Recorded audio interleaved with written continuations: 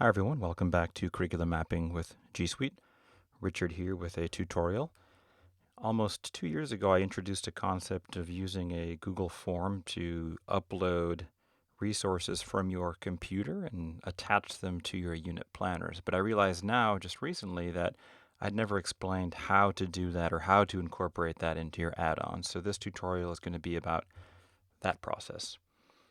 So we'll start with the end in mind. So in our add-on that we've built, we're going to be creating this upload a resource feature. So when I click upload a resource, like you've seen in other examples, it's going to load a form in the sidebar with the document ID preloaded, pre-filled in question 1. So here we have the document ID. So now we've connected the data that we enter in this form to the active document on the screen. So the way this works is you can basically highlight any text in your document. So say, for example, I just highlight this. Maybe I have a resource on grouping symbols. I can paste it in there as the title of the resource. Then I can add a file from my computer. So this is something that's not currently on Google Drive, and let's say, for example, this is the PDF that I want to add as the resource.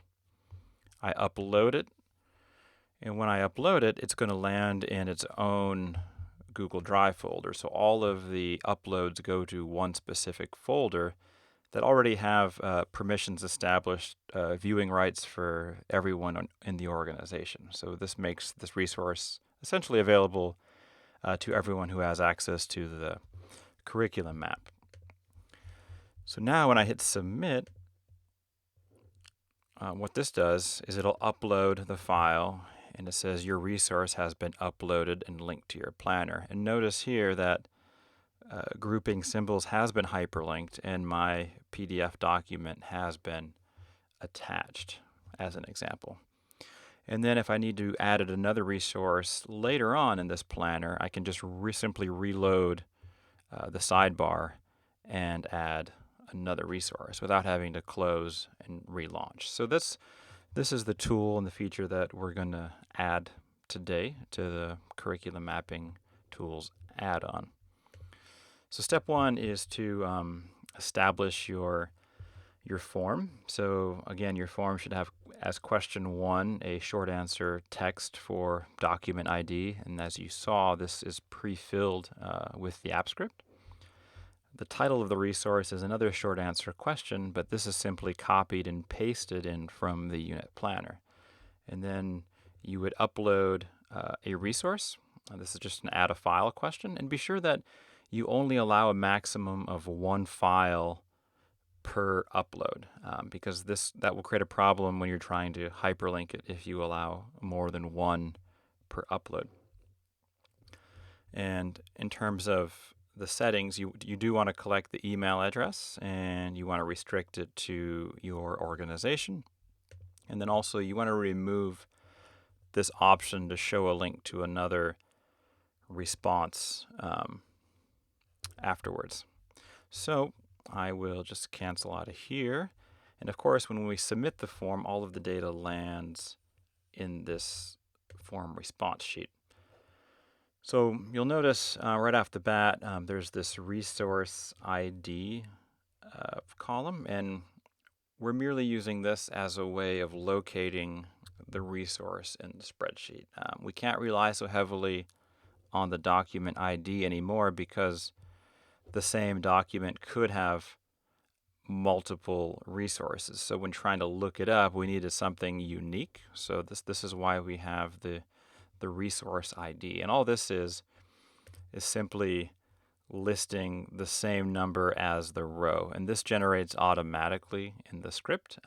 So when the script is looking to locate a resource, it's trying to match the last row of data and the resource ID. So notice 21 and 21, it knows, oh, I need to hyperlink grouping symbols, as we just demonstrated, with this particular resource. So that's kind of the logic behind how we are locating the resource to hyperlink from our spreadsheet.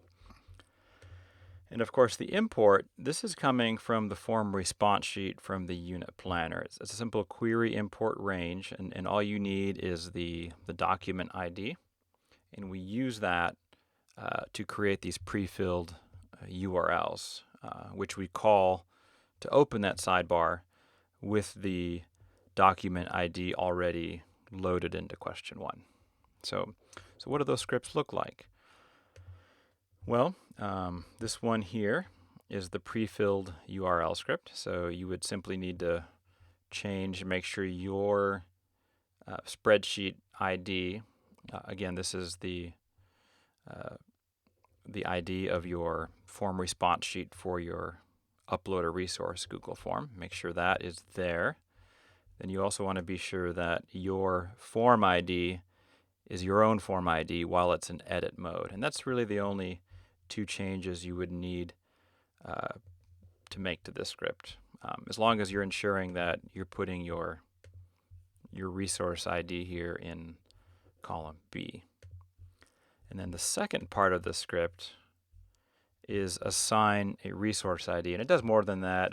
So it actually also does the hyperlinking. So it first establishes that resource ID up here. And that down in this part of the code is where you're actually going to hyperlink.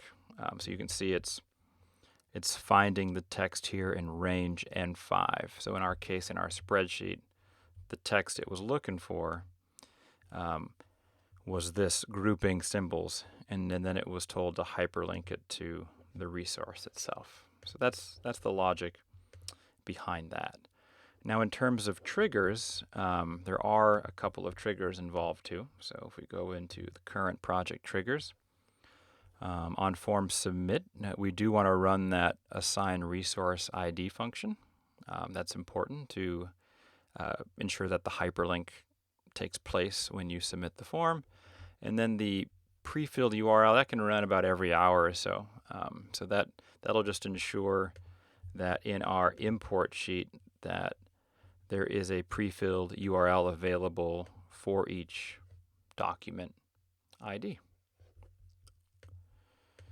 So how does this relate to the curriculum mapping tools add-on? So while your add-on will look something like this, you'll have your code.gs file, and of course you have your menu of items. And on this file, code.gs, the only change we're making is we're adding a space in the menu for the upload a resource function. So I've added upload a resource, and then I put here show sidebar 3. So you can kind of see I've got a pattern going. I didn't incorporate the pattern here, but as I add features, I just kind of add a number to the sidebar to kind of keep track of which functions I'm connecting to.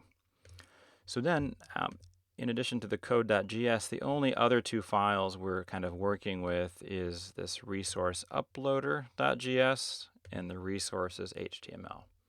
So this one, it's very short. It's just, a few lines long.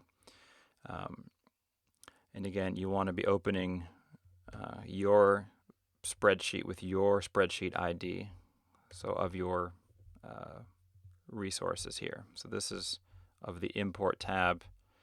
You're going to be opening that sheet and locating the URL, essentially.